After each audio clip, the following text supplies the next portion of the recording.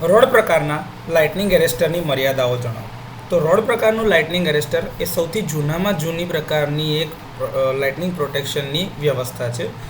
Road પ્રકારના arrester મુખ્યત્વે 45 ડિગ્રીના એંગલ નિયમ દ્વારા વ્યાખ્યાયિત થતા શંકુ આકારના વિસ્તારની અંદરનું જ રક્ષણ કરે છે.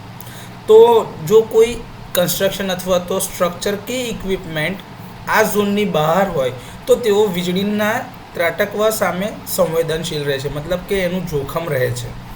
તે ફક્ત સીધા વીજળીના ઝટકા સામે રક્ષણ આપી શકે છે, એટલે કે ડાયરેક્ટ સ્ટ્રાઇક સામે જ પ્રોટેક્શન આપે છે, પરંતુ નજીકના સ્ટ્રોકથી થતા ઇન્ડ્યુસ્ડ સર્જ સામે રક્ષણ આપી શકતા નથી. નબળું ગ્રાઉન્ડિંગ, સાઇડ ફ્લેશ, ઇલેક્ટ્રિક જોખમો અથવા તો આગના જોખમો તરફ દોરી શકે છે, એટલે કે એનું ગ્રાઉન્ડિંગ બહુ જ સરસ અથવા તો પ્રોપર હોવું જોઈએ. સર્જ દબાવી દેવામાં આવે એટલે કે સર્જ સપ્રેસ થઈ જાય અને સામાન્ય વોલ્ટેજ પુનઃસ્થાપિત થયા પછી પણ ચાપ જળવાઈ રહે છે. આ સિસ્ટમમાં શોર્ટ સર્કિટ થવાનું કારણ બને છે. ઔદ્યોગિક પ્લાન્ટ એટલે કે ઇન્ડસ્ટ્રીયલ પ્લાન્ટ, ટ્રાન્સમિશન ટાવર અથવા તો સબસ્ટેશન જેવા મોટા અથવા જટિલ માળખાને સુરક્ષિત રાખવા માટે સિંગલ રોડ પૂરતા નથી, એટલે કે અપૂરતા છે.